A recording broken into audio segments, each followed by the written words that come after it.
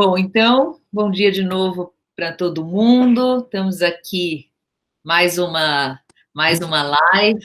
Outro dia eu ouvi uma piadinha que a live é o que tem nos mantido vivos. Então vamos lá.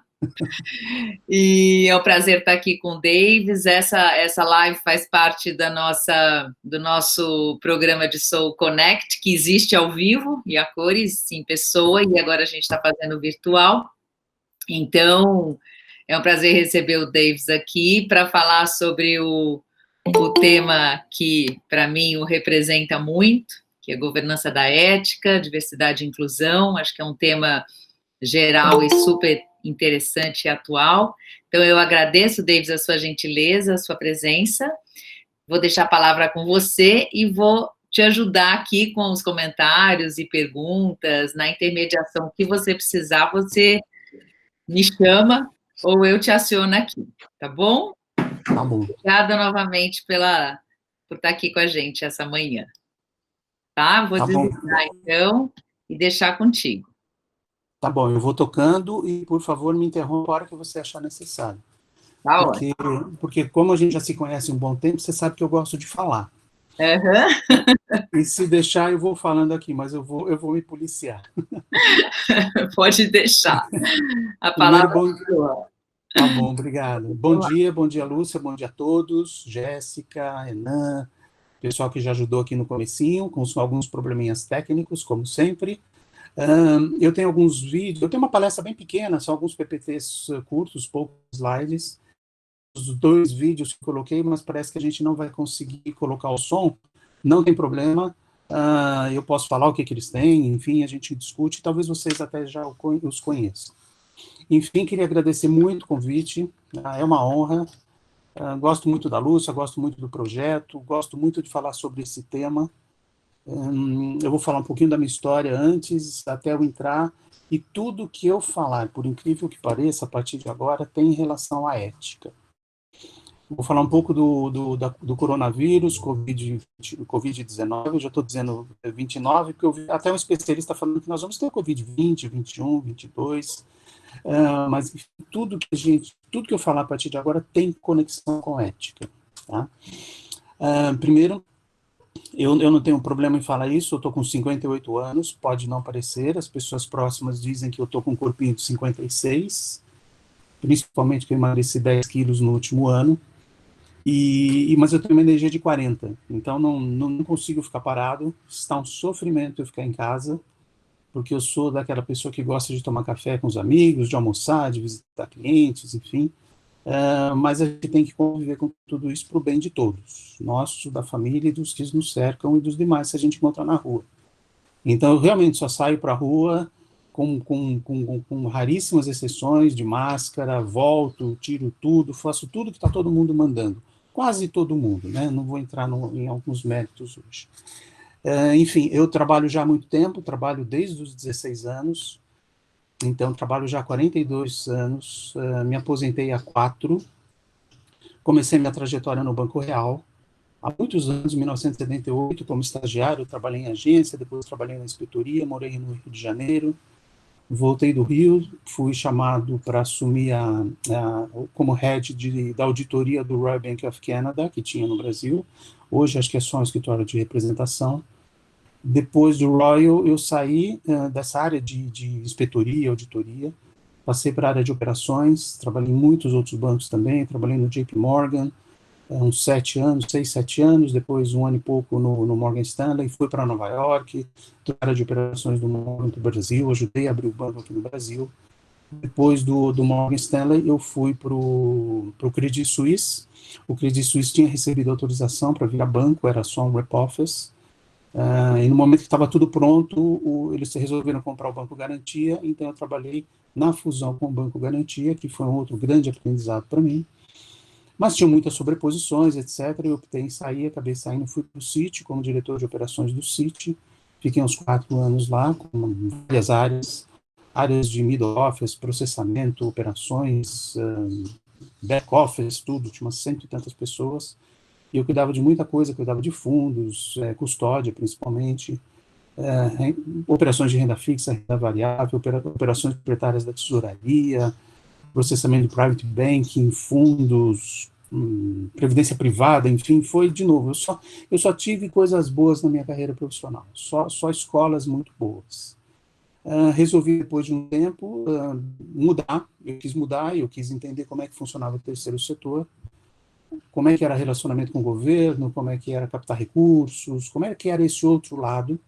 E eu fui trabalhar no Instituto Etos, que para mim foi uma alegria muito grande, fiquei mais ou menos 1 ano e meio no Etos, num momento muito importante da responsabilidade social corporativa. Eu viajei bastante, fiz palestras, falava sobre esse tema, e o bichinho picou. Então, hoje, para mim, é uma das coisas que eu mais faço na minha vida como consultor. Eu trato de muitos temas semelhantes. Depois onde eu estava no Instituto Etos, do Etos eu fui trabalhar no Grupo Stratos, que à época se chamava Stratos Investimentos, hoje é Grupo Stratos, que é um fundo de private equity e venture capital. Adorei esse business, a gente olhava muito empresas pequenas, startups, enfim, tanto que eu gostei que hoje eu sou investidor anjo de 4 startups. Se der tempo a gente fala um pouquinho disso depois, que é uma outra paixão minha. Sou muito próximo a Anjos do Brasil, desse ecossistema, né, que junta os empreendedores com os investidores. E hoje eu tenho 4 investimentos, um não foi bem, um não está indo bem, os outros 2 estão. E faz parte do mercado, né? Depois do Stratos, aí eu fui para o Unibanco. Trabalhei no Unibanco, fui como compliance do Unibanco, parte da área de compliance, cuidava de varejo, RH, risco socioambiental, contabilidade, enfim, porque eu não falei para vocês, eu sou contador de formação, não sei fechar um balanço, tá? Aliás, nunca sei se eu não lembro de ter fechado um balanço, mas eu sou contador, principalmente por conta da área de auditoria que eu trabalhava, eu quis entender mais isso. E lá no Unibanco eu fui como compliance dessas áreas, e até na fusão com o Itaú, eu fui fazer uma outra atividade maravilhosa. Eu fui trabalhar em Brasília, não sei se alguém aqui que está participando é de Brasília, mas eu fiquei 1 ano e pouco como relações institucionais e governamentais do Itaú Unibanco, já na nova estrutura, já na fusão. Então eu morava em São Paulo e ia toda semana praticamente a Brasília, principalmente no Congresso, principalmente entender o que estava acontecendo no Congresso, conversar com deputados, senadores, chefe de gabinete, assessores, enfim, Banco Central, BNDES, quando necessário, mas foi uma experiência fantástica. Não sei quem teve essa oportunidade de conhecer mais Brasília. É um outro mundo, e eu adorei Brasília. Num dia, voltei de Brasília, um vice-presidente do Itaú Unibanco me chamou e ele falou que estavam recriando uma área que estava um pouco dispersada na instituição, que era essa governança de ética. Então, a responsabilidade era uma superintendência grande que ficava com código de ética. Nós estávamos atualizando o código de ética, comitês de ética, montar comitês de ética, montar toda a estrutura de treinamento, enfim, e learning para toda a organização, uma organização de quase 100 mil pessoas. E o outro chapéu que eu tinha, que foi o chapéu que eu fiquei por mais tempo, foi o chapéu de ombudsman. Eu fui o ombudsman do banco por 8 anos, sendo os 4 últimos anos, até pela importância e independência que a área criou, a minha área passou a se reportar ao presidente do banco. Tive a honra de ficar 2 anos com o Roberto Setúbal e 2 anos com o Cândido. Para mim, grandes aprendizados, fechei minha carreira com chave de ouro. E a estrutura, a gente vai começar a falar mais disso a partir de agora, essa estrutura de ética, ela é muito, muito importante para toda a organização. A estrutura de ética que foi criada lá e permanece hoje, com poucas alterações, o ombudsman, ele tinha a responsabilidade de ajudar a resolver os conflitos entre os colaboradores, entre os funcionários. Não é a ouvidoria, que é aquele órgão regulamentado do Banco Central, que conversa com o cliente, mas é por decisão do banco, criar uma estrutura dessa para ajudar a resolver esses conflitos. E não é uma prerrogativa do Itaú Unibanco. Toda empresa que tem seres humanos tem conflitos. Basta você lembrar, eu estava um pouquinho antes de iniciar, eu perguntei se o som estava bom, porque aqui ao lado começaram a fazer uma obra no prédio ao lado. Home office acontece isso, eu tenho filhos grandes, não vai passar nenhum filho por aqui, meus netinhos estão lá no sítio, enfim, mas home office é isso. Estão com barulho que poderia gerar um conflito com o vizinho. Então, basta você ter um ser humano ao seu lado, você tem conflito. Pode ser com o vizinho, pode ser com o porteiro, pode ser com o chefe, pode ser com a esposa, pode ser com o marido, com o companheiro, com a companheira, enfim. Era uma estrutura, é ainda uma estrutura que tem no Itaú Unibanco, que ajuda a resolver os conflitos entre os funcionários. E isso tem todos os dias, numa estrutura grande, conflitos desde tratamento, assédio moral, assédio sexual, discriminação, enfim. De novo, não é só Itaú Unibanco, toda empresa tem isso. Toda a nossa vida, no dia a dia, tem isso. Fiquei no banco até final de 2018, até novembro de 2018, fazendo exatamente 1 ano e meio que eu saí. Foi uma opção minha, eu já estava 4 anos aposentado pelo INSS, já ganhava aquela fortuna do INSS, então poderia sair de qualquer lugar que eu estava trabalhando. Mas, enfim, eu já tinha minha consultoria aberta, eu tenho uma formação de coaching pelo Instituto Ecossocial. Às vezes tem gente que não gosta muito de falar que é coach, porque banalizou muito a atividade, ela não tem uma regulamentação profissional ainda, mas eu tive uma formação muito séria. Faz 6 anos que eu sou coach, tenho 2 certificações internacionais, inclusive mentor de coaches, mentor de executivos, com foco mesmo em coaching executivo e mentor executivo. Saí do banco, resolvi sair para escrever esse outro capítulo na minha carreira. Sou casado, tenho 4 filhos, todos andando sozinhos, minha mulher tem um comércio que está andando sozinha também, está fechado agora, mas é um comércio que anda sozinha. Tenho 2 netos, enfim, fiz meu planejamento familiar, meu planejamento financeiro, meu planejamento profissional e resolvi realmente me dedicar à minha consultoria. O nome está ali embaixo, tá? Conduru, Coaching Executivo e Mentoring, com foco realmente nesses executivos, mas eu tenho outro chamado que ficou muito mais forte com a minha saída do banco. Principalmente cuidar mais da diversidade e inclusão nas empresas. E um chamado muito forte, por eu ser negro, eu tenho falado muito e trabalhado também em algumas empresas, do ponto de vista de diversidade racial e inclusão racial. Tá? São temas que para mim são extremamente ricos. Tem dia que eu trabalho mais na minha consultoria do que na época que eu trabalhava no banco. Tá? Falar um pouquinho do contexto atual, eu não vou aqui ficar muito tempo, porque tá sofrido para todo mundo, sem exceção. Eu estou nesse exato momento aqui em São Paulo, moro em São Paulo, mas a maior parte da minha família está no sítio, eu vou daqui a pouco para o sítio, passei uma semana aqui, vou passar uma semana lá.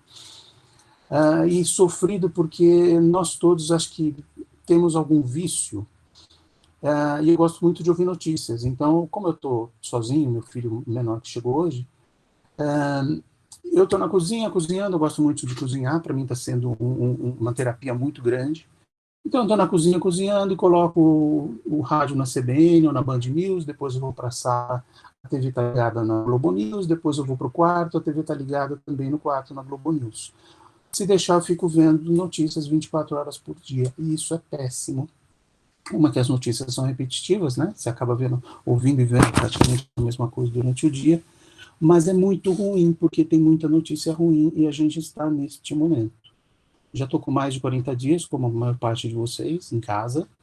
Faz muita falta sair, visitar meus amigos, almoçar, eu gosto muito disso, atender meus clientes, eu prefiro atendimento sempre presencial, estou atendendo meus clientes de forma virtual, virei um conhecedor, hoje levei um pouquinho de baile no começo, mas eu uso Google Hangouts, eu uso Zoom, Teams, Skype, agora eu virei um aficionado a tudo isso, porque muita coisa tem que fazer dessa forma. Talvez eu nem tenha mais carro no futuro, porque eu acho que a forma da gente viver daqui para frente vai ser diferente. Os rios estão menos poluídos, o ar está muito mais gostoso para se respirar, tem esse impacto ambiental de uma forma bastante forte, mas do ponto de vista de convivência, eu acho que a gente vai conviver de uma outra forma com o ser humano.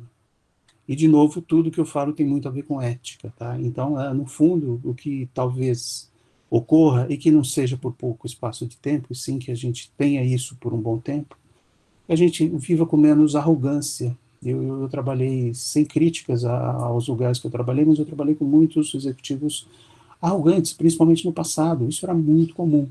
Então, menos arrogância, menos ganância, menos egoísmo, e mais solidariedade, mais empatia, não necessariamente a empatia que é aquela de estar no lugar do outro, mas é estar com o outro. Eu sinto que a gente vai acontecer isso daqui para frente, quando as coisas abrirem, você puder dar abraços, os abraços vão diminuir, mas os sorrisos deveriam aumentar, o olho no olho tem que aumentar. Vai aumentar mais o acolhimento, vai aumentar mais a escutativa e o respeito com as pessoas. Tomara que isso realmente aconteça. Aqui em casa nós temos uma diarista, nem sei como é que é o nome, porque ela vinha 2 vezes por semana, mas enfim, uma pessoa já com uma idade, ela está com a gente há muito tempo, e quando ela foi embora, a gente falou que não dava mais, até por proteção a ela, que é uma senhora, né, fica andando em transportes públicos. Logicamente, até hoje a gente está pagando o salário dela como se ela estivesse vindo para cá. Inclusive outros tipos de apoio, como cesta básica, roupas, etc. Muita gente fez isso? Eu tenho ouvido falar que muita gente fez, mas não sei se todos. Tá?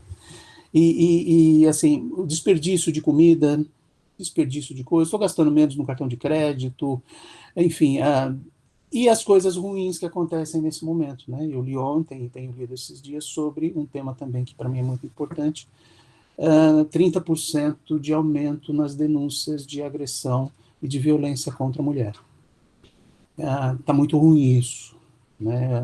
De novo, é o outro lado que a gente fala, mas a gente está tendo muitos problemas nesse sentido também. Eu coloquei aqui, vocês devem, talvez uma boa parte já conheça, tem aqui os 17 Objetivos de Desenvolvimento Sustentável da ONU, que foi lançado já faz uns 3, 4 anos, e o Pacto Global, a Rede Brasil do Pacto Global, que é ligada à ONU, fez uma correlação entre os 17 objetivos e a pandemia. E é impressionante, não vou ler todos, porque isso daqui é cansativo, inclusive, mas você tem o número 1 que fala que é erradicação da pobreza. Com o Covid-19, o que está acontecendo? Perda de renda, levando os segmentos vulneráveis da sociedade, famílias, a ficarem abaixo da linha da pobreza. Selecionei um outro aqui, o número 4, que é a educação de qualidade. As escolas estão fechadas para muitos, o aprendizado remoto menos eficaz e inacessível para alguns. O governo lançou cartilhas para ajudar as crianças que estão em casa a terem aula. Não são todos que têm acesso, não são todos que têm acesso ao computador, não são todos que têm acesso à linguagem normal, né? Porque tem pessoas com deficiência que não estão conseguindo estudar. Um outro aqui que eu selecionei é o 8, que é o trabalho decente e crescimento econômico, as atividades econômicas suspensas, menor renda, menos tempo de trabalho, desemprego para determinadas ocupações. Eu falei para vocês que minha mulher tem um comércio, o comércio dela é uma casa de café e um restaurante que fica na Vila Mariana, Vila Clementino. Ela tem esse comércio há muitos anos e ela está fechada há quase 2 meses. Logicamente com impactos. Ela tinha uma reserva, mas são poucos que têm reserva. Agora, como é que vai fazer com o salário? Como é que vai fazer com o pagamento dos impostos? Algumas coisas estão sendo postergadas, enfim. E tem atividade econômica suspensa com muito desemprego à vista. Tenho conversado com algumas startups que estão sem caixa e que estão fechando oportunidades de emprego mesmo. Tá? E o último que eu coloquei aqui, que são cidades e comunidades sustentáveis, população vivendo em favelas e periferias fica mais exposta à Covid-19. Falta de uma alta densidade populacional e uma falta de saneamento básico. Aqui a gente não está falando de álcool em gel, a gente não está falando de água e sabão só, a gente está falando de água limpa, água de saneamento básico. Ontem saiu um resultado de uma pesquisa que descobriram o vírus da Covid-19 nos esgotos de algumas favelas, de algumas comunidades. Então, é sério, né? E eu acho que isso, a partir de agora, vai ter que mudar bastante. Minha gente, estou falando muito, depois vocês vão me falando se tá demais, tá? Falando um pouco, entrando aqui como governança de ética, diversidade e inclusão, que é realmente o tema principal da nossa conversa, não esquecendo do que eu falei também é engraçado como a gente vê em algumas atividades, algumas empresas, eu trabalho agora como consultor em várias empresas, e essa foto que saiu, essa matéria que saiu sobre o combate ao coronavírus, nesses países especificamente, eles comprovam que a gente precisa de mais mulheres na política e mais mulheres em postos de decisão, né? Aqui a gente está falando eu até anotei aqui que são, né, são os presidentes da Alemanha, Nova Zelândia, Tanzânia, Noruega, Islândia, Grécia, Dinamarca, etc. Exceto a Alemanha e outros grandes países, você tem países pequenos. Por exemplo, a Islândia é o tamanho de um bairro daqui da cidade de São Paulo. Então, fazendo a correlação, pode ser mais fácil você fechar um bairro do que fechar um país como o nosso, uma cidade como a nossa. Mas é impressionante como esses países liderados por mulheres estão bem à frente dos resultados no combate ao vírus. Uma característica que eu vejo também é que não tem nenhuma mulher negra, né, como líder nesses países, e teremos em algum momento. Agora tá, então são aquelas mulheres que eu falei, que são as líderes desses países que estão com indicadores excelentes no combate a coronavírus. Indo agora, porque eu comecei a falar, que é sobre falar um pouquinho de ética, certo, errado, a diferença da ética pessoal, corporativa, enfim. Tem pessoas que perguntam, né, quando eu falo sobre esse tema, perguntam, puxa, mas existe certo ou errado na ética? Todo mundo, aquela pessoa não é ética, às vezes alguém fala assim, aquele político não é ético, ou aquele traficante não é ético, enfim. Vai falar para um traficante lá no morro de uma comunidade que ele não é ético, que ele não tem ética. Ele tem a ética dele, ele tem a ética que é diferente da sociedade que a gente convive, mas ele tem a ética dele. Então é muito difícil a gente falar certo ou errado em ética. Ética não é uma ciência exata. Por isso que eu acho super importante nós termos comitês de ética, colegiados de ética, porque nós temos formações diferentes, as pessoas são diferentes, nós temos nossos vieses inconscientes, que podem ser de vários tipos, preconceituosos, todos nós temos preconceito, eu tenho preconceito, quem está me vendo, ouvindo, tem preconceito. Então é muito importante quando a gente decide alguma coisa, quando a gente está com muita dúvida, quando existe um dilema ético, ele não pode ficar na cabeça de uma pessoa só. Tá? E muito também se fala do pessoal e corporativo. Puxa, por que eu preciso ter um código de conduta? Porque se ética a gente aprende em casa, se conduta a gente aprende com o pai, com a mãe, com o avô, com a avó, na comunidade, na igreja, enfim. Por que a gente precisa ter? Porque a gente está falando do mundo corporativo, então tem determinadas regras que aqui é aceitável e lá não é aceitável. É importante a gente discutir isso. E para mim, eu acho que antes de tudo, a ética vem do exemplo. Pensa naquele gestor que você já teve, que não era uma pessoa tão íntegra, tão ética. Você vai lembrar dele e você vai ter experiências que você não gostaria de compartilhar mais e que você não gostaria de repetir. E por outro lado, às vezes você tem um gestor, ou seu pai, sua mãe, enfim, alguém da sua família que você admira, que você fala assim, puxa, essa pessoa é ética. Sempre trabalhou com muita correção, sempre foi uma pessoa muito íntegra. E para mim é tão claro isso, e eu tenho alguns exemplos que eu acabo falando muito da família. Né? Eu tenho 4 filhos, né, que eu falei, eu tenho um de 36, uma de 33, uma de 25, um de 23, e meus 2 netinhos, que é da minha segunda filha. E a gente fala muito disso, né? Porque você pega meu filho mais velho, o João, ele é advogado e cientista social, cientista político, casado com a Cláudia, que é terapeuta ocupacional, psicanalista, filósofa, está trabalhando num projeto muito legal no Rio. Tem minha outra filha, que é a mãe dos meus netinhos, que é engenheira florestal. O marido dela é colombiano, historiador, mestre em história. Minha outra filha é pedagoga, terminou recentemente uma pós-graduação em neurociência aplicada à educação. E meu filho menor acabou de se formar em psicologia. Minha mulher, que tem um café, ela é socióloga, e não pratica muito tempo, ela tem um café, o restaurante dela é um bom tempo. E eu sempre falo isso, imagina você juntar toda essa turma, e vai acontecer isso ontem, todos estarão juntos, porque eles estão lá, juntar todos num almoço de domingo ou no almoço de feriado. Ele não acaba. porque todo mundo discute tudo, todo mundo muito politizado, foram criados dessa forma, todos muito éticos, todos muito íntegros, e a gente conversa de tudo, tem críticas um para o outro também, críticas sempre construtivas. E eu me lembro muito bem, eu estava falando de ética na liderança, que tem que vir do líder, né? Eu me lembro há um bom tempo, eu estava com meu filho, eu gosto de contar essa história, eu estava com meu filho menor, que tinha acabado de fazer 14 anos. Ele fez 14 anos numa terça-feira.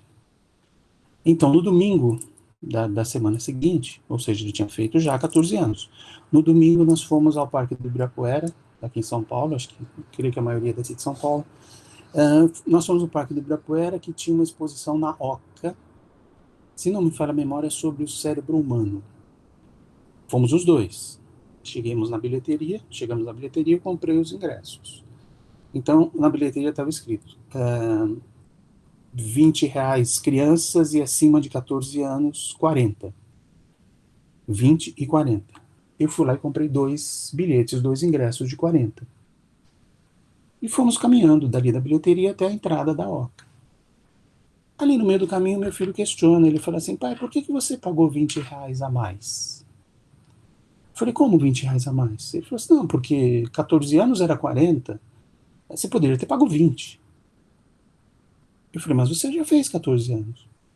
Ele falou, pai, eu fiz agora, essa semana, faz alguns dias, podia ter pago 20, por que você pagou 40? Pagou a mais, poderia ter pago só 20. Eu fiz 14, mas quem que sabe? Ninguém sabe que eu fiz 14 anos, poderia ter pago 20. E eu fiz assim, filho, 2 pessoas sabem, e para mim é suficiente. Você sabe e eu sei. Ninguém mais precisa saber disso. Ele parou de falar e até hoje ele lembra disso. Isso é ética que vem pelo exemplo.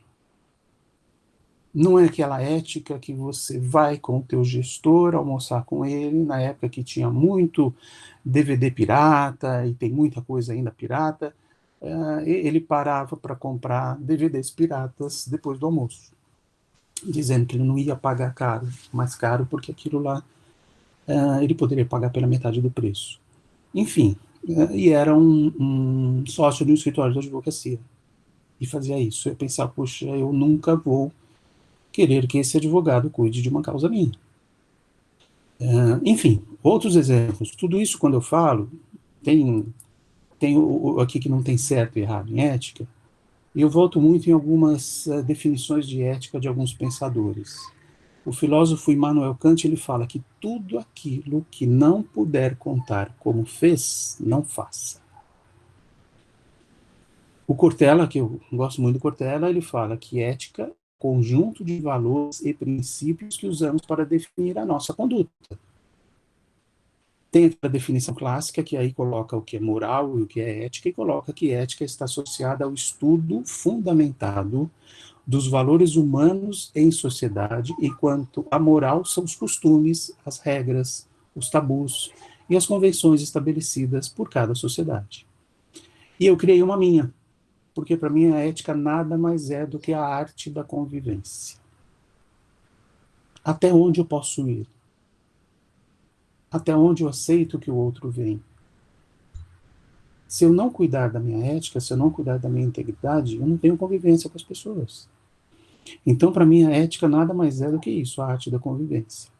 Aqui a gente tinha um vídeo, e depois eu passo para todos vocês, eu deixo com o Lúcio, com o Renan, depois eu passo o link desses vídeos. Esse daqui é um bom exemplo, que é um vídeo que fala sobre ética, e é uma conversa do Cortella com o professor Clóvis de Barros. Isso foi naquele programa que tem na Cultura, que se chama Café Filosófico, os dois estavam debatendo esse tema, e tem um pedaço da conversa deles, que eles fizeram esse vídeo, ele é muito legal, e ele termina falando, o Cortella, exatamente nessa definição do filósofo Kant, que ele fala que ética é tudo aquilo que não puder fazer como fez, não faz. Depois eu passo para vocês. Falar um pouquinho do programa de integridade de ética. Eu, como tenho esse sangue, que eu fui picado pelo compliance, então é super importante a gente falar de programa de integridade de ética. E código de ética, eu sou apaixonado por códigos de ética, e eu fui contratado recentemente por uma empresa, falando das só parênteses, uma empresa muito pequena, que ela passou por uma crise. Ela me chamou para ajudar a resolver a crise. A crise foi uma denúncia de assédio moral que eles tiveram, que esbarrou no assédio sexual.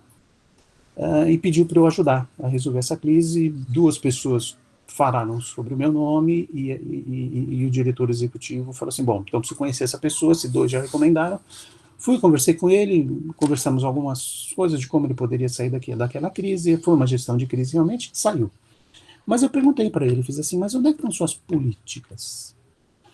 Onde é que está seu código de ética ou código de conduta? Os dois nomes são perfeitos, ética ou conduta. A ética é um pouco mais para fora e a conduta é mais interna, mas enfim, a gente usa os dois. Perguntei, onde está seu código de conduta, ou pelo menos uma carta de princípios, etc. Ele falou, não temos, ele falou. Eu falei, você não tem políticas de relacionamento com fornecedores, política de relacionamento com o governo, com o poder público? Ele falou, não temos nada disso. Ok, ajudei ele a sair da crise, tudo bem, foi tudo certo. Depois de uns 2 ou 3 meses, ele me chamou e contratou a minha consultoria, ou seja, eu, para ajudar a escrever essas políticas, o código de conduta, e a gente terminou isso faz 2 meses. Teve até um workshop com todos os funcionários, todos os colaboradores. Enfim, ele tem que ser muito importante. Ele perguntou para mim, fez assim, Deise, eu queria que você escrevesse o nosso código de ética já que você passou aqui, nos ajudou a sair desse conflito, ajuda a gente, escreve o código para a gente. Eu falei, não, então contrata outra pessoa, porque o código de ética não pode ser comprado. O código de ética tem que ser desenvolvido pela empresa. É a mesma coisa de uma festa, né? Os participantes da festa que escrevem a regra da festa. Então, o que a gente fez foi exatamente isso. Eu fiz vários GTs, fiz vários, acho que foram 11 versões do código de ética até ser aprovado no workshop. Tá? Então, ele precisa ser escrito pela empresa, ele precisa ter participação dos stakeholders, quanto maior possível, dependendo da empresa. Chama a mídia, chama fornecedor, chama a comunidade, chama acionistas para ajudar a desenvolver o código. Uma linguagem simples e acessível, dependendo da empresa, ele tem que ser lido pelo presidente da empresa e por alguém mais simples, de uma outra função mais simples. Tem que ter exemplos do que é aceitável e não aceitável, ele tem que ser dinâmico, ou seja, daqui 1 ano, daqui 2 anos, pode ser que eles tenham, essa empresa que eu fui, e fazer ajustes. Porque o mundo muda, os exemplos internos mudarão também. Precisa ter uma adesão formalizada, etc. E do outro lado, ele não pode ser comprado pronto, ele não pode ter um caráter impositivo, ele não pode se confundir com normas administrativas, ser uma coisa chata de ler, enfim. Tem um pouco aqui que a gente pode detalhar depois, se alguém tiver alguma dúvida, mas assim, a gente fala disso todos os momentos. Tá, bullying está escrito errado aqui, mas enfim. Corrupção, são práticas antiéticas, bullying é uma prática antiética. Não estou dizendo que é uma prática sem ética, é uma prática antiética, tá? Porque dependendo realmente de onde você convive, ela pode ser até aceita. Tá? É não prática de equidade, ter preconceito de gênero e tudo mais. Assédios, conflitos de interesse, abuso de poder, assédio moral, assédio sexual, que é crime, racismo, preconceito, tudo isso não é mais aceitável porque o mundo mudou, principalmente por conta das redes sociais. Hoje uma pessoa dificilmente fica impune, porque nas empresas, a maior parte das empresas, pode ser que nem todos tenham conhecimento no dia a dia, mas existem os coletivos, existem os grupos de WhatsApp dos negros, dos gays, dos transexuais, dos PCDs, dos grupos minorizados. Existem os grupos de WhatsApp desses grupos, né, enfim, que eles se falam entre si. E não é raro que uma notícia dessa vá para as redes sociais. Então, o mundo mudou. Por que outro dia, por que a gente fala muito de diversidade e inclusão? Por que precisa ter diversidade? Por que precisa ter inclusão nas empresas? Aí eu sempre respondo, porque é o certo. E ponto. Vamos falar um pouco aqui também de diversidade, inclusão e também equidade. Aqui eu vou falar um pouco de conceito, vou falar um pouco de exemplos pessoais, alguns exemplos meus mesmo, pessoais mesmo, e alguns pessoais que eu convivi. A diversidade, ela principalmente tem que ter respeito pelos diferentes. O país é um país diferente. Ah, os clientes de uma empresa são clientes diversos. Os produtos das empresas têm que ser diversos. E, logicamente, os colaboradores têm que ser diversos. Não adianta você colocar, para criar um produto numa empresa grande ou para administrar uma empresa grande, os vieses que a gente tem de afinidade. Um dos vieses mais terríveis que existe é o viés de afinidade, que são aqueles vieses que você contrata alguém parecido com você. Só não contrata igual porque não tem, mas é muito parecido com você. E aqui é sem crítica. Normalmente, quando a gente vai contratar alguém, a gente quer alguma similaridade, sim, de pensamento, enfim. E muitas das empresas, eu tenho participado muito, porque além eu andei, eu trabalhei em muitas empresas, mais de 1 ano e meio para cá, eu tenho visitado muitas empresas. E visitado o comitê executivo, conversando com diretores, com o presidente da empresa, etc. E é impressionante como a gente vê que essa diversidade não existe. A diversidade ela tem que ser de etnia, sexo, idade, nacionalidade, afiliação religiosa, portador de necessidades especiais, pessoas com diferentes históricos educacionais, orientação sexual, nível educacional, tipo de personalidade, referências culturais, experiências, habilidades físicas e até de origem. Não é raro eu estar numa mesa com vários executivos de uma empresa e eu perguntar para eles: a sua empresa é diversa? Sim, é diversa. Eu falei assim: qual o percentual de mulheres que você tem na sua empresa? Ah, nós temos quase o que o IBGE informa, quase 50%, é um pouco mais, né? Mulheres são 54%, 53%. Nós temos quase 50% de mulheres na nossa força de trabalho. Eu falei: e de negros? Idem. Ele vai falando: e de PCDs? Idem. E na sala tinha, isso é comum, tá? Não estou dizendo de uma empresa, não. Na sala tinha, sei lá, 10 pessoas. E eu falo: que coisa, eu não estou vendo essa representatividade aqui, na alta gestão da empresa. Onde estão as mulheres? Onde estão os negros? E aí cria um desconforto generalizado, porque a pirâmide ela mostra, né, que você tem na base muitas mulheres e quando elas vão galgando cargos mais altos, elas não chegam. Vão chegar? Vão chegar. Lá, daqui 50 anos. Os negros vão chegar? Vão chegar. Quando? Daqui a 80 anos? E tem um estudo desse, eu estou sem o número aqui exato. Mas, assim, gerações para a gente ver isso. E muitas vezes, quando eu questiono isso nas empresas, eu falo assim: a empresa precisa ser diversa. Ele falou: não, mas aqui existe diversidade. Eu falo: tudo bem, existe diversidade porque você tem na sua força de trabalho um percentual que você acha adequado. E às vezes tem empresa que tem um percentual adequado mesmo desses grupos minorizados. Aí a gente entra na inclusão. Eu falo: tudo bem, você pode ter uma empresa diversa, mas você tem uma empresa inclusiva.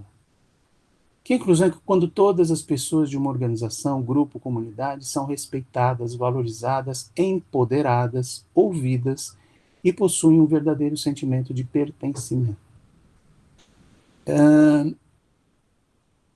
Tem uma frase que para mim virou um mantra, que ela foi dita pela Verna Mears, que é a VP de inclusão estratégica da Netflix.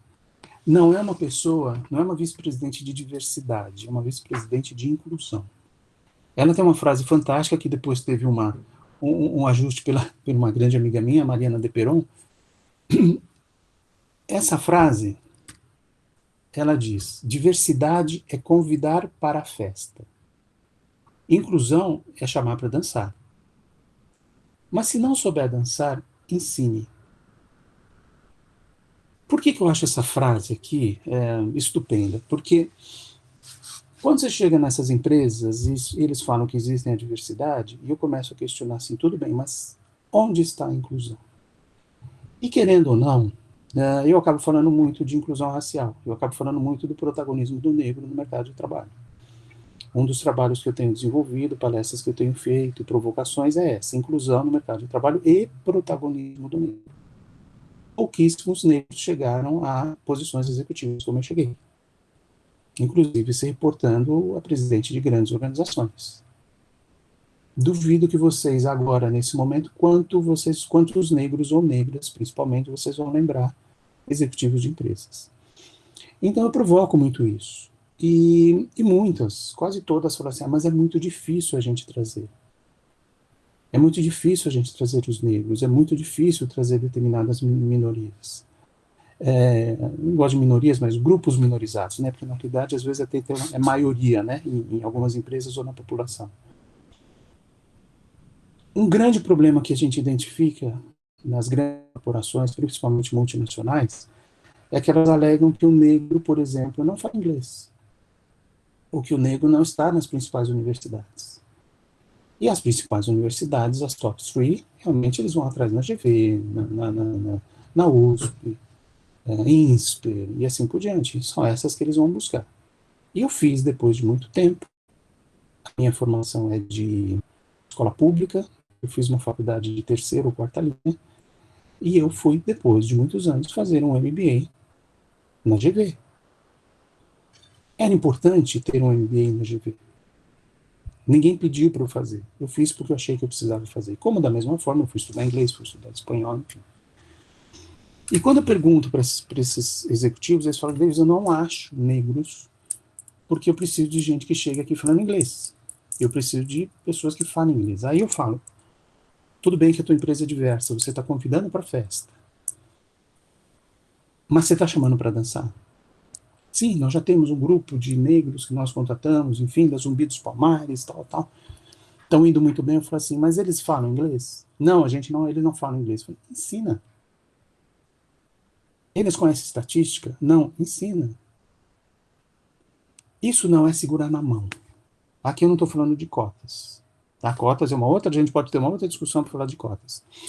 Mas existe uma necessidade de meritocracia nessas empresas. Como é que você vai, um dos vídeos que eu ia apresentar é esse, depois eu mando para vocês, que mostra exatamente a largada, como é que você vai pegar um grupo de trainees brancos, que vieram das 3, 4 melhores universidades do país, colocar aqui e você traz outros, ou negros, ou mesmo brancos de origem simples, de escola pública, etc., aqui embaixo. Você dá largada. Começou. Quando termina, termina do mesmo jeito. O que você tem que fazer, que a inclusão diz isso, é ensina a dançar, traga para o mesmo nível. No momento que estão todos no mesmo nível, dá largada. Aí entra o conhecimento, a competência, a meritocracia. Isso não é para fazer. O ensino da dança não vai demorar 2 anos. Você tem que ensinar a dançar, depois você dá largada. Não dá para segurar na mão. Aí, depois de um tempo, quem continuar, quem conseguir, continua. Ou seja, mas tem que ter a condição inicial. Ela tem que ser uma condição inicial muito, muito próxima à realidade. Senão você não tem inclusão na empresa. E aí, cuidar de oferecer a todos as mesmas oportunidades e tratamento igualitário, dar a todos acesso igual para uma mesma oportunidade. Matou, é exatamente isso. Você tem uma determinada posição, por que que você não traz as pessoas que você dê a mesma oportunidade para eles? Eu tive muitos exemplos pessoais nisso, não vou nem citar todos aqui, porque o preconceito contra o negro, ele existe. O Brasil, ele tem um racismo estrutural muito, muito forte. Eu brigo muito com isso, eu falo muito nesse meu bate-papo de protagonismo. Eu não sou nenhum militante, eu não fico levantando bandeirinha, eu não sou vítima, não fico falando de vitimismo dessas coisas, mas eu falo muito da vida como ela é. Então, eu, por sorte, tenho um carro bonito. E eu fui almoçar, isso aconteceu 2 vezes, eu fui almoçar, quando foi isso? Acho que foi outubro, novembro do ano passado, enfim, foram até próximos. Eu fui almoçar num restaurante na Vila Nova Conceição, com uma diretora, tive um almoço com uma diretora de marketing de uma empresa que poderia ser uma futura cliente minha, cliente de mentoria executiva. Marquei um almoço no restaurante lá na Vila Nova Conceição. Um lugar nobre, um lugar muito bonito. Eu, por talvez formação ou por economia, depois quem tem 4 filhos pode saber disso, você tem que fazer economia de muita coisa. Eu normalmente procuro um lugar para estacionar o carro na rua. Porque a Zona Azul, que custa R$ 4,50 quando você compra 10, no máximo você vai usar 2 horas, você vai gastar no máximo R$ 9 para estacionar o carro. Ele tem seguro, ok? Se você deixar em alguns restaurantes, vai gastar R$ 30, dependendo do local do restaurante. Se eu posso gastar 9, por que eu vou gastar 30? Se eu acho um lugar na Zona Azul, eu paro. Podem me criticar, não tem problema, mas é o que eu faço, tá? E meus filhos também fazem isso. Não tinha lugar, eu dei 2 voltas no quarteirão, não tinha nenhum lugar para estacionar o carro, e eu parei em frente ao restaurante e veio uma manobrista. Ele não veio, ele gritou. Eu falei, será que é comigo que ele está gritando? Eu baixei o vidro, né? Estava ligado o carro ar-condicionado, abaixei o vidro do carro, olhei para ele. Ele estava na calçada em direção, próximo ao banco do passageiro, como seria. Ele deu um grito, ele fez assim, ô, meu amigo, Uber não para aqui não. Uber é na outra rua. Eu falei assim, meu amigo, eu vou... Você é manobrista daqui? Qual o seu nome? Ele fez Robério, eu não esqueço o nome dele. Eu falei, Robério, você é manobrista daqui? Você pode estacionar meu carro que eu vou almoçar no seu restaurante? Por favor. Pois não. Aí mudou já, tipo, estacionou meu carro. Entrei no restaurante, almocei. Como minha mulher sempre fala, minha mulher é branca, loira e tal, ela fala assim, quando a gente sai, ela fala assim, não tem nenhum negro aqui, né? Ela fala, e não tinha nenhum negro no restaurante mesmo, como clientes. Em outras posições, sim. Aí almocei, comida deliciosa, companhia deliciosa, acabou não dando certo o trabalho, mas enfim. A hora que fui pegar o carro, eu falei assim, Robério, ele já deu um pulo.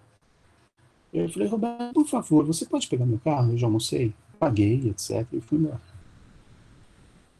E eu fiquei pensando muito nisso. Eu falei assim, poxa, eu poderia ter reclamado com alguém, com quem? Poderia ter chamado o gerente para reclamar? Poderia chamar a polícia, enfim. Mas aquilo me ficou muito na cabeça, porque, além de tudo, o manobrista era negro também. O buraco é mais embaixo. Tem um trabalho muito legal que a gente precisa fazer, e eu tenho feito isso. É um trabalho de formiguinha, sempre que possível, num momento como esse, ou no momento de uma palestra, ou no momento como de uma empresa, que eu acabo falando também disso, desse tipo de racismo estrutural que a gente tem. A mesma coisa aconteceu num restaurante no Itaim. A mesma coisa aconteceu também num hospital famoso no Morumbi, que eu fui com a minha mulher, acompanhei minha mulher, o médico falou que tinha que ter um acompanhante, eu fiquei horas com ela fazendo um exame lá. E quando eu estacionei o carro, é um estacionamento que é um círculo, assim, vocês viram que eu não falo o nome de ninguém, nome de nada, vários manobristas, conforme eu parei meu carro, e minha mulher saiu, ela já pegou o material e saiu, o manobrista pegou o carro da frente, um outro manobrista veio e pegou o carro de trás. Porque, logicamente, ele achou que eu era motorista dela, ou que eu era motorista do Uber, ou que era segurança dela, alguma coisa assim. Eu abri e fiz assim, você pode guardar meu carro? Pois não. Tá. E aqui, de novo, sem vitimismo, eu estou falando a vida como ela é. Isso acontece todos os dias de uma forma muito, muito escondida. Eu já tive situações que eu fui preterido em promoções, que eu fui preterido em transferências que seriam muito importantes para a minha carreira, enfim. Mas nunca me revoltei, porque eu sempre tive meu pai que falava isso, que morreu há muito tempo, ele falou assim, filho, nós temos sempre que trabalhar o dobro. Quando estivermos estudando, estudarmos o dobro. Porque a gente tem que ser muito disciplinado e a gente tem que fazer tudo muito mais que todo mundo. Só que com 2 coisas, com muito respeito ao outro e com muita integridade em tudo que você fizer. Então, são vários mantras que eu tenho assim na minha vida, e é um trabalho muito legal que eu gostaria mesmo de fazer, que eu estou fazendo bastante, é isso, de falar, não é só a diversidade. A diversidade, ok, precisa começar com a diversidade, mas e a igualdade? E a equidade? E a inclusão dessas pessoas? Onde elas ficam? Esse é um vídeo que resumiria um pouco disso que eu estou falando, e depois eu mando para vocês, que é uma reflexão muito legal. Aqui eu já falei, não vou voltar mais a falar da questão da população negra no mercado de trabalho. É um texto muito legal, de um trabalho que o Etos fez, né, que mostra nas posições de destaque onde está o negro, você vê que é aquela pirâmide. E aqui, olha, mesma coisa, mulher, idem. Mulher negra, então, nem se fala. Mulher negra homossexual, nem se fala. Esse é um outro vídeo que mostra como o RH, esse é um vídeo bastante famoso, que ele apareceu em algumas... acho que não dá, não tem som, não vai dar. Que ele mostra os vieses, né? O viés de recrutamento em alguns RHs de empresas que mostram fotos de brancos e fotos de negros e que eles acabam contratando sempre um e não o outro. Tá? Por que a gente está falando disso dentro de um bate-papo de ética? Porque é uma questão ética.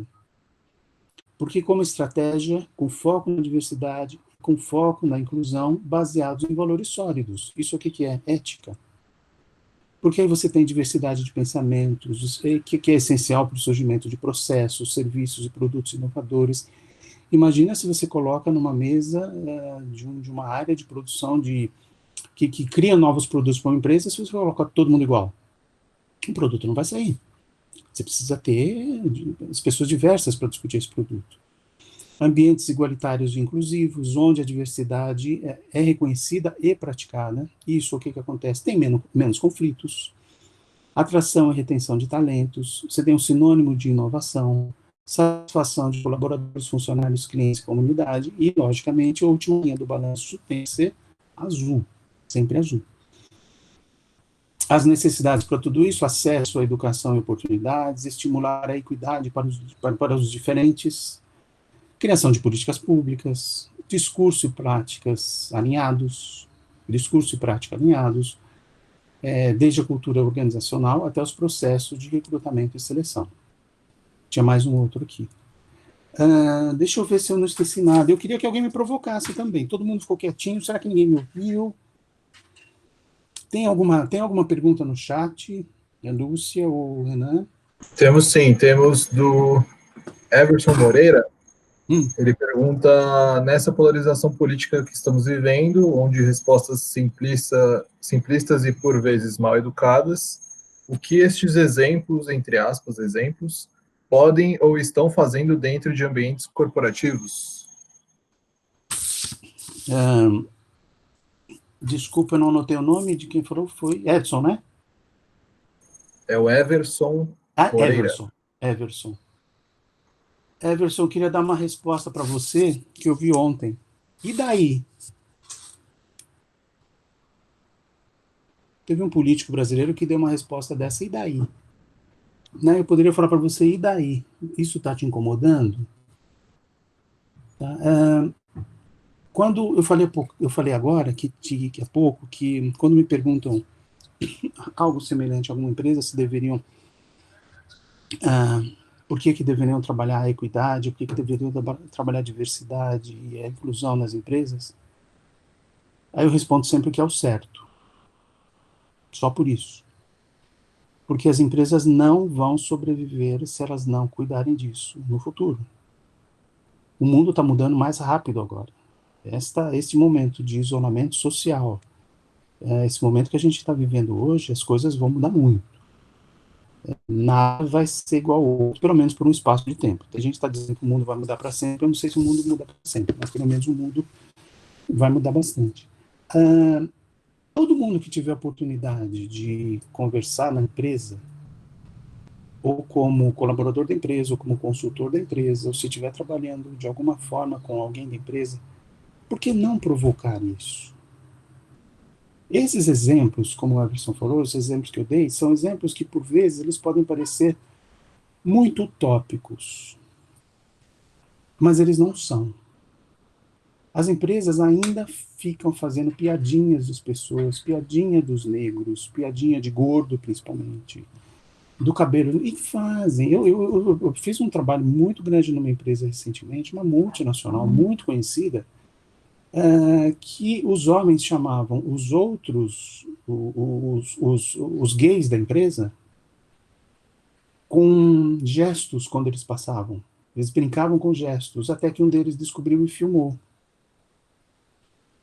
E ele filmou e fez o quê? Ele colocou no Instagram dele, colocou no Twitter dele. A reputação da empresa ela vai embora tão rápido, ela criou décadas, demorou décadas para criar uma reputação, e uma situação dessa joga ela para baixo. E foi o que aconteceu. A empresa teve sérios problemas, inclusive com a matriz. Se vocês olharem, temos outros exemplos que aparecem por aí de vez em quando. Até de festas, as pessoas exageram em festas, enfim. Eu dei um pouco de volta, Everson, mas assim, esses exemplos, como é que a gente consegue usar nas empresas, ou como é que a gente pode provocar isso? A gente tem que provocar porque é o certo. Acho que é isso. Não sei se eu perguntei, mas vamos debater. Temos mais uma pergunta aqui do Pedro Pascoal. Tá. Ele te dá bom dia. Ele falou que já trabalhou em grandes empresas que possuíam programas de compliance, diversidade e inclusão, mas eram poucos conhecidos pelos funcionários. Ele pergunta se você concorda que é tão importante quanto ter bons programas e divulgá-los e torná-los conhecidos por todos na empresa. Como fazer isso? Sim. Bom dia, Pedro. Compliance, auditoria, controles internos, essas nomenclaturas que dão, tudo bem que não são as mesmas coisas, mas para algumas pessoas muito parecidas, é meio bichinho feio, né? Patinho feio nas empresas. Eu lembro que há muito tempo, quando era da área de compliance do Unibanco, há muitos anos isso, faz aqui uns... Eu sei que meu filho menor tinha uns... Talvez nesse dia que a gente foi até no Ibirapuera, mas ele perguntou, pai, o que você faz no banco? Eu falei, filho, eu sou da área de compliance. Ele falou, o que é isso? Que bicho é esse? Então já começa muito difícil para você explicar o que faz uma área de compliance. Depois de um tempo ele perguntou o que eu fazia no banco, eu falei que era um ombudsman do banco. Ele falou assim, bom, eu não entendo mais nada do que você faz. Mas enfim, foi só para fazer uma piada. Pedro, como é que a gente faz para uma área de compliance ser considerada numa organização? A gente precisa comunicar. A gente precisa usar o endomarketing, a gente precisa trazer exemplos de cases internos, cases de outros países. O compliance ele não deveria existir, muita gente fala. Principalmente quando você... Eu sempre falava que o compliance é importante quando você abre a página do jornal, a página principal do jornal, que o nome da sua empresa não está lá. Se ela está por uma aquisição, por um produto que ela lançou, por uma coisa importante, as ações subirem, é ok. Mas se ela está na primeira página do jornal por questão não muito boa, ou de corrupção, ou de comportamento, aí a área de compliance vai ser lembrada. Então, eu sempre falava, meu pessoal falou assim, olha, a gente trabalha numa área que a gente não precisa aparecer, a gente não vai aparecer na primeira página do jornal, e ainda bem, a gente tem que fazer tudo para a nossa empresa não aparecer na primeira página do jornal. Da mesma forma, quando eu falava dos cases e da necessidade de você ter uma estrutura que cuide de ética, que ajuda a resolver os dilemas éticos, e que você tenha uma área de um canal de denúncia, eu não gosto muito desse nome, mas um canal de comunicação, um canal de diálogo com o colaborador. Por que a gente precisa disso? Porque, infelizmente, se você tiver um caso de um analista cantando a estagiária, ninguém vai dar muitos ouvidos, mas se for um diretor ou vice-presidente da organização cometendo um assédio sexual ou cantando uma estagiária, vai aparecer nas redes sociais. Então é por isso que eu acho que uma área de compliance semelhante a uma área de controles internos ou uma área de governança de ética de uma forma geral precisa ter espaço na organização. Ela precisa ter espaço no endomarketing para mostrar o que ela faz. Não sei se eu respondi, mas obrigado pela pergunta. Temos aqui mais duas perguntas. A primeira é da Sandra Rodrigueiro. Ela pergunta, Davis, nós já trabalhamos juntos em muitos processos corporativos, mas você não acha que o mundo está exageradamente chato? Tudo é preconceito, mesmo que você tome todo cuidado com o respeito humano? Sandra, prazer te ver por aí. Faz tempo que eu não tenho notícias tuas. O mundo está chato, eu diria outra coisa. O mundo está complexo, Sandra. A piadinha é tão legal quando a gente faz piadinha. Já fizeram piadinhas comigo, eu já fiz piadinhas com as pessoas, já brinquei de coisas que hoje eu não brincaria mais. Mas uma brincadeira, ela só é legal se for legal para os dois. Uma piada é só engraçada se ela for engraçada para os dois. Se ela for engraçada só para quem fez a piada e a outra pessoa se sente desconfortável, para não falar outra coisa, isso não é uma brincadeira. Então, eu não diria que está chato, eu diria que ele está complexo. A gente realmente precisa pensar 2 vezes antes de falar alguma coisa ou de se comportar com alguma coisa.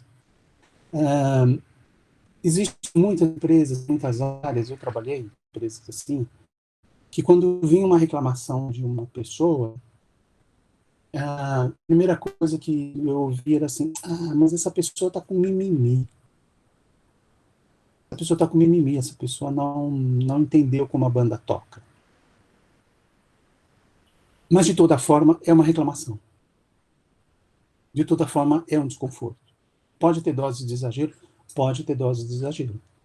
Mas a complexidade do mundo de hoje exige que a gente pense, reflita e discuta com essa pessoa, porque tá complexo. Eu concordo, eu não diria chato, tá complexo. Mas nada como a gente aliviar as coisas também. Acho que está tudo na mão da gente. Seguindo aqui com as perguntas, temos da Sheila Salamaia. Ela diz aqui: vejo que algumas empresas apenas cumprem o protocolo em relação a ser uma empresa diversa e inclusiva. Sei que temos muito que melhorar culturalmente, mas o que você acha disso? Sheila, obrigado pela pergunta. Cumpre protocolos, sim, muitas cumprem protocolos, e eu lembro muito bem quando eu trabalhava no Instituto Eros, que era bem no auge, quando a gente falava muito de sustentabilidade, de responsabilidade social corporativa, e eu diria que a diversidade e inclusão é um caminho sem volta, semelhante ao que foi a sustentabilidade. Muitos falavam, puxa, sustentabilidade é chata, a gente agora tem que ver tudo, tem que ver reciclar papel, tem que ver reciclar... Sustentabilidade não é só isso, sustentabilidade não é abraçar árvore e beijar baleia na boca. Sustentabilidade é outra coisa, da mesma forma que diversidade e organização, as empresas não podem só cumprir o protocolo, porque isso fica muito bonito no marketing. Fica muito bonito no relatório anual da empresa.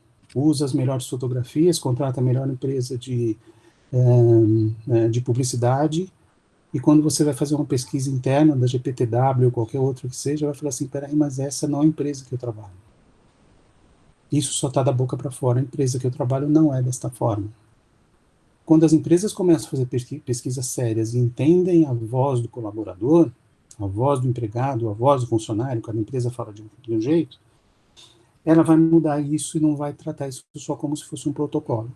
Porque ela vai ser cobrada. Da mesma forma que muitas pessoas que eu conheço, depois que entenderam o que é sustentabilidade, se recusavam a trabalhar, se possível, em empresas que não cuidavam do ambiente. Empresas que não respeitavam as minorias. É a mesma coisa da diversidade. Eu tenho certeza que se as pessoas tiverem condições hoje de escolher onde quer trabalhar, ela não vai escolher empresas que não têm um carinho, que não tratam a diversidade e a inclusão de forma séria. Temos mais uma aqui, mais duas na realidade. A primeira é do Leonardo Araújo. Ele pergunta aqui: cursos de unconscious bias, acho que é assim que diz, criação e incentivo de grupos de afinidade, alcançar o 50-50 de gender é um começo? Ainda é muito pouco o POV de diversidade de pensamento, já que todos vêm das mesmas escolas. Quais os benchmarks que podemos buscar inspiração? Eu acabei, desculpa, eu sempre anoto o nome, mas esqueci de perguntar o nome de novo. Vê pra mim, quem fez a pergunta? Leonardo Araújo. O Leonardo, Leonardo.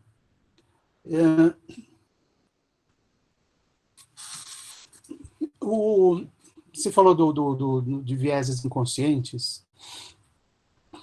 Eu tenho participado com uma consultoria, de vez em quando, nós fizemos isso até recentemente, de um curso sobre vieses inconscientes, vieses implícitos, a gente até usa mais esse termo, vieses implícitos, que é o viés realmente do que está lá dentro, tá? Tem muita coisa que todo mundo tem seus vieses. cursos de viéses inconscientes, viéses implícitos, discussão de cases, trazer exemplos, isso é fundamental para qualquer empresa mudar a forma dela imaginar essas coisas. Nós levamos, tem um parceiro nosso que é um homem trans. A gente fez uma reunião no comitê executivo de uma empresa antes e depois a gente fechou esse treinamento para liderança inclusiva e nós perguntamos se poderia levar um homem trans. E eles falaram, e era no interior de São Paulo, um lugar muito tradicional. Eles nunca tinham visto um homem trans. E nós levamos um homem trans. Todos os vieses apareceram ali. O treinamento que era para durar 2 horas, a gente ficou 4 horas conversando. Todo mundo tem viés, todo mundo tem viés. Eu tenho também. Espero que menos do que eu já tive. Espero que todos menos do que já tiveram. Porque você pega as grandes empresas, elas têm o que nos cargos de alta liderança, alta gestão. Homens brancos, cis, estudaram na mesma escola, vieram do mesmo bairro, fizeram a mesma universidade, o mesmo curso,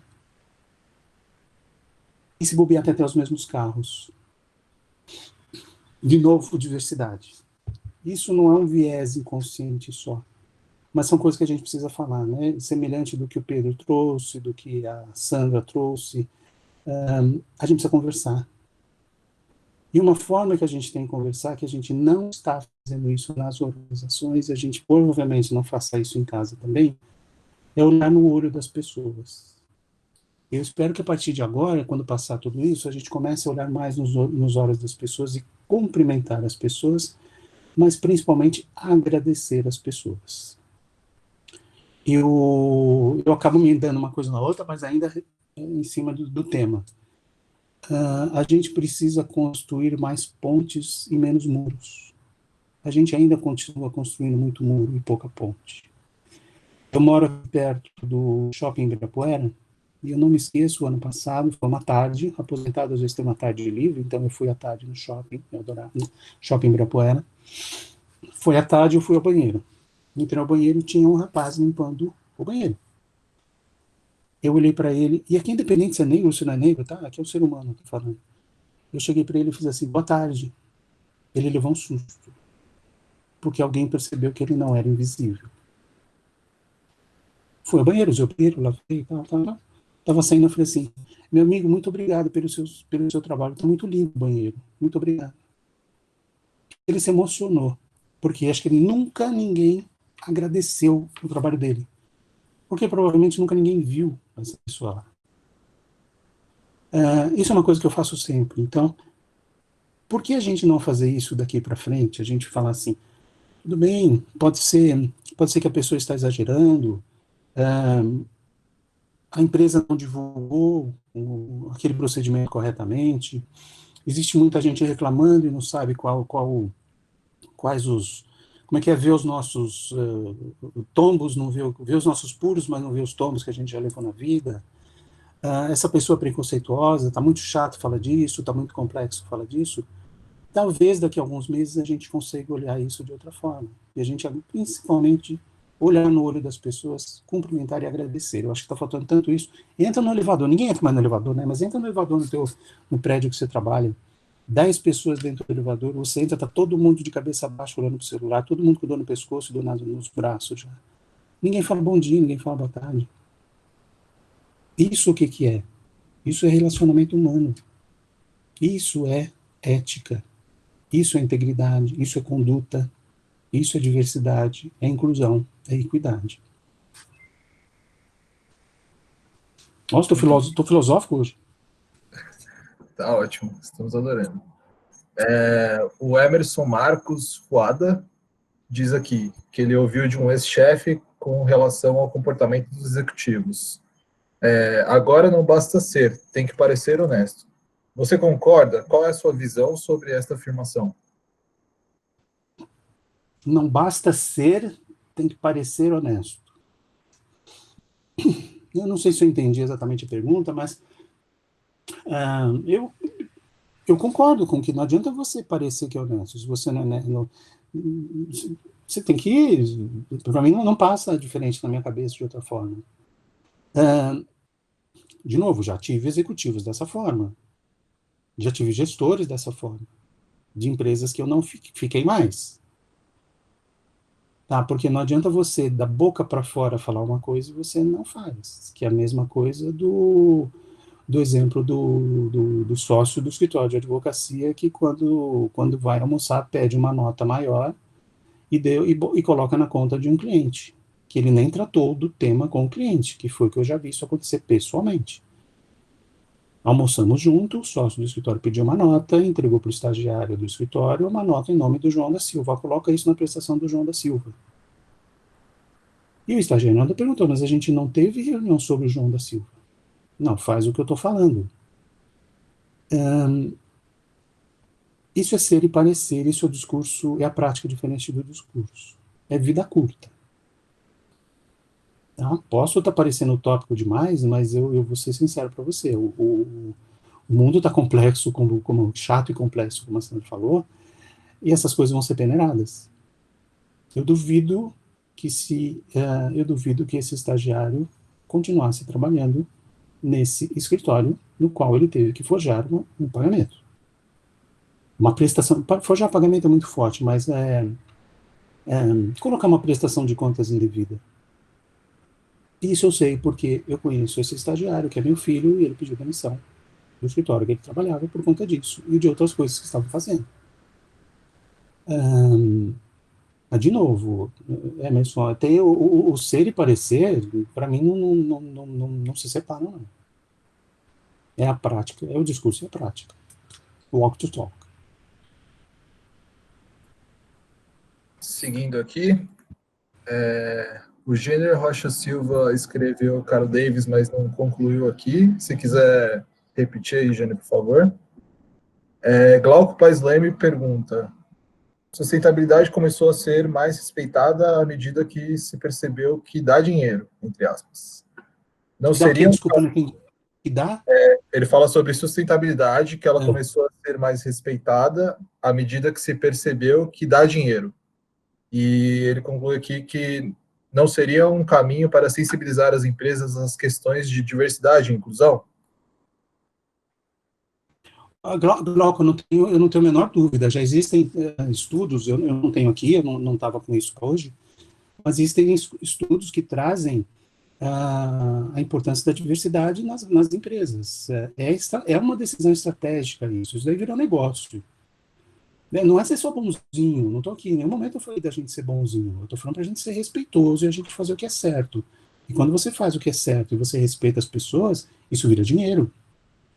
Então tem vários estudos mostrando a importância, o valor da diversidade nas empresas que não tratavam disso, empresas que começaram a tratar disso, e como elas mudaram.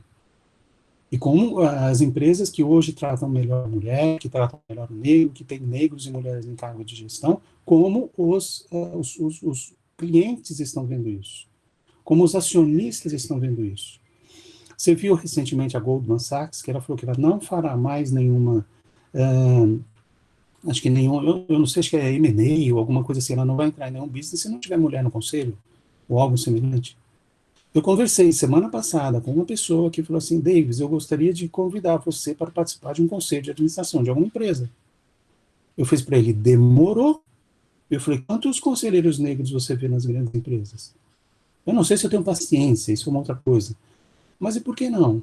Tem empresas que são listadas e cujos acionistas estão pedindo mulheres nos conselhos e negros nos conselhos. Então, sustentabilidade virou sinônimo de dinheiro em algum momento, sim, e diversidade e inclusão ainda. Não vejo outro caminho. Mais uma aqui. Cristina Berreta diz: Davis, você acredita que a situação da pandemia trará mais inclusão e equidade, ou em 6 meses as pessoas esquecerão o ocorrido e voltam a agir da mesma forma? Boa, Cristina, porque eu falei um pouco antes exatamente isso, que muita coisa vai mudar, mas eu não sei por quanto tempo. Eu não sei se a ganância e se o egoísmo que as pessoas têm se elas vão sobreviver a longo prazo. Eu acho, sinceramente, que nós vamos passar por um momento de choque. Eu não sei o dia que falarem, olha, a quarentena acabou, o isolamento social, o que a gente vai fazer? Se a gente vai para o primeiro bar na esquina e chamar os amigos para fazer um happy hour. Eu não sei se eu encontrar um amigo, uma amiga, uma pessoa querida que eu não vejo há muito tempo, se eu vou dar um abraço. Eu estou na dúvida hoje se eu darei um abraço nessa pessoa. Já me falaram que o Covid-19 pode ser um vírus que volta todo ano, que a gente não vai mais... Como tem a H1N1, como tem gripe, etc., pode ser que a gente conviva muito tempo com isso. E eu concordo com você, Cristina, eu tenho sérias dúvidas se daqui a 6 meses a gente não tenha a volta de algumas situações do passado. Por enquanto, e eu não quero ser romântico nisso, eu aposto muito que as empresas sérias vão tratar de forma séria a ética, conduta, integridade, diversidade, inclusão nas empresas a partir de agora. Muitas já estavam tratando, mas acho que a partir de agora, talvez por pressão da sociedade, porque a gente está mais indignado com algumas coisas que estão acontecendo. Principalmente quando a gente coloca na balança o ponto de vista econômico do que nós estamos sofrendo hoje, do sanitário e do político. É um tripé que ele não se sustenta por muito tempo.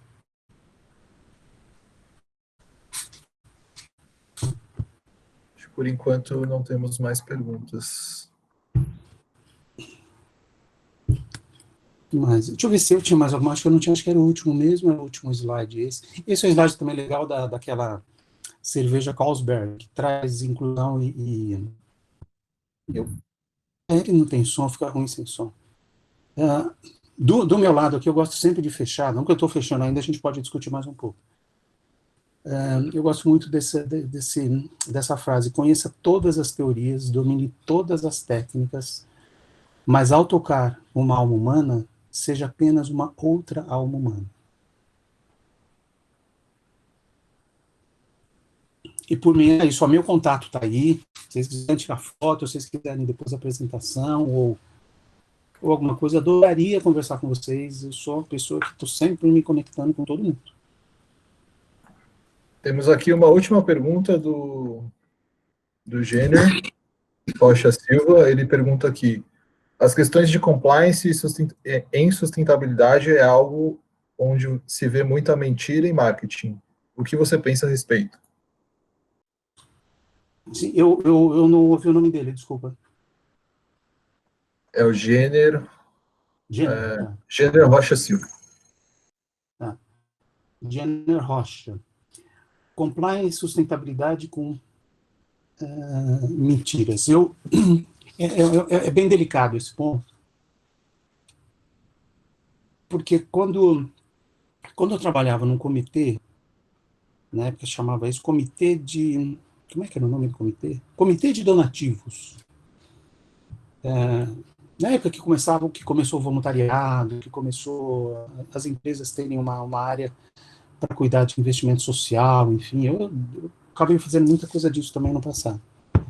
Eu ficava doido numa empresa que eu trabalhava, que o primeiro nome na lista, quando a gente ia fazer o segundo do jornalista que ia fazer a edição na revista daquele evento. Eu ficava doido. Eu falava, a gente acha que acaba gastando mais com o fotógrafo e mais com a mídia do que com... Pode ser que isso não seja o mais correto, mas pelo menos a gente está chegando em algum lugar. A gente estava chegando na creche, a gente estava chegando nos asilos, e tudo bem, eu comecei a aguentar mais isso. Existem muitas mentiras, existem até dá problema, tá, Janeiro? Primeiro problema que der, eles vão achar assim, puxa, aquela área ali que a gente achava que não existia, que não fazia nada, começa a valer a pena. Quando aparecer no jornal, a gente vai ver que aquilo não era mentira.